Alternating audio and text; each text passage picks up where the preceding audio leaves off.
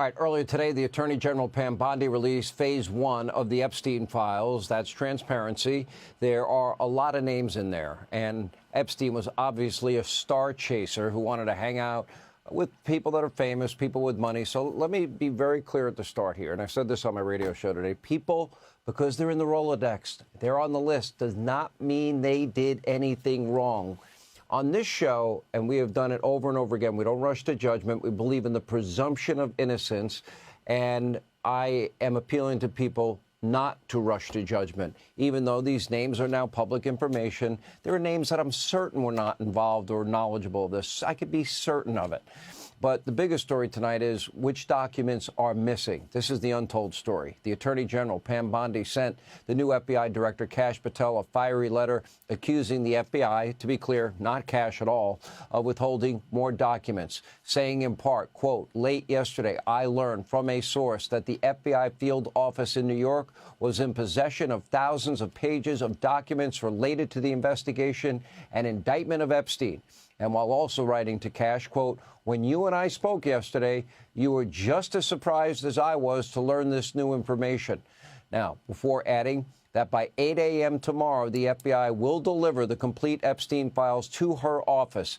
Now, I noticed a lot of people online rushing to judgment asking, why didn't they release it all? There's a reason. Well, they didn't know about these other documents that were withheld until about 24 hours ago. And anyone telling you anything different, I know my sources, I've triple checked.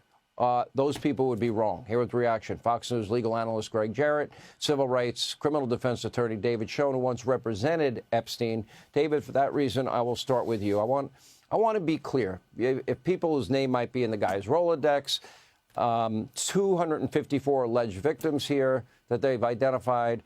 But if your name is in this, I don't want people to say, there you go. He knew a lot of people. He was a star chaser, a money chaser, meaning people with money like to hang out with him, correct? Correct. He also, people who had money and celebrities loved to hang out with him, frankly. They found him charming. They sought his company. They did business with him and so on. But let's separate the issues. Pam Bondi, the Attorney General, is looking for transparency for the American people. I'm a fan of hers. She's a star. She's right about seeking transparency. There's no question about that. The question, as you raised it, is correct also. What's done with those records is important. On your show, since the day I've known you, and I'm sure well before that, you have emphasized the importance of the presumption of innocence in every single case. That holds true here. These are salacious facts that will come out. People's names are involved. Many of those people, or maybe all of those people, did nothing wrong with Jeffrey Epstein. And there's a lot more to say about this. Yeah, and there's also a Rolodex. If your name's in there, Greg, I'm sure you agree with all of us. But that's not the story to me. The story is the New York field office, they knew that the Attorney General of our country was asking for these documents. They didn't hand them over. I've got a big problem with that. Well, it could be criminal. You know, the Attorney General was sandbagged deliberately by our own employees at the FBI's New York field office, withholding thousands, as you point out, of documents, defying her order to hand everything over and then lying about it. You know, nobody should be surprised at the deceit and the sheer arrogance of the FBI, because the higher ranks are polluted with officials who think they're answerable to nobody. They can do as they please, and they do. It's become a cesspool of corruption.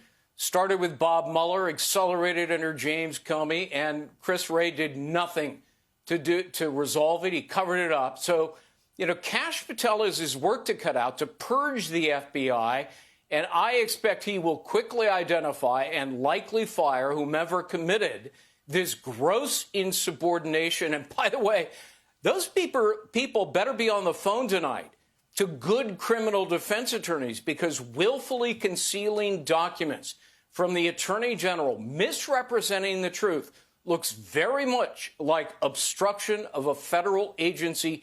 That's a crime. And if two or more people are involved, that's conspiracy to obstruct justice. So lawyer up, boys and girls.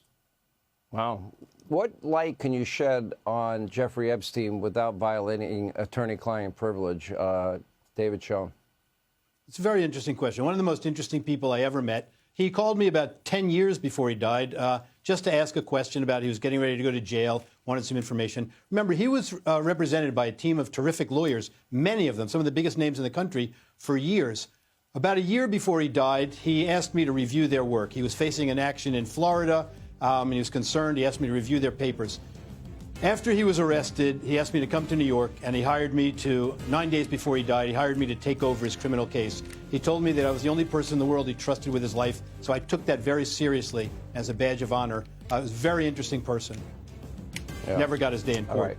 Well, we also need to understand, hanging on a bed that is very low to the ground. It seems there are a lot of questions there. Why was the camera not working? Where were the prison guards? We need a lot of answers here. Thank you both.